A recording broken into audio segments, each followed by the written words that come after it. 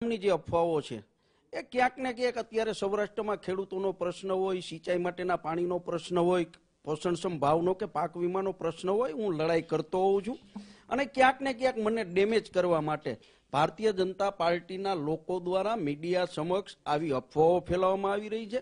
હું આજે નહીં અને ભવિષ્યમાં પણ કોઈ દિવસ ભારતીય જનતા પાર્ટી સાથે જોડાવાનો નથી, કારણ કે ભારતીય જનતા પાર્ટીના સત્તાધીશો જે છે, આગેવાનો છે, એની માનસિકતા ખેડૂત વિરોધી માનસિકતા છે, ગામડા વિરોધી, ગરીબ વિરોધી માનસિકતા છે અને આવી માનસિકતાવાળા લોકોની સાથે બેસવા કરતાં હું આત્મહત્યા કરવાનું પસંદ કરું। અલ્પેશભાઈની વાત આવે ત્યારે સ્વાભાવિક છે, આવી 3 કે 4 વખત અત્યાર સુધીમાં 1 વર્ષની અંદર અફવાઓ આવી છે, વાઘ આવ્યોની વાત છે। હું આ વખતે પણ માનું છું કે અલ્પેશભાઈ કોંગ્રેસ છોડીને ન જાય એ નિશ્ચિત વાત છે।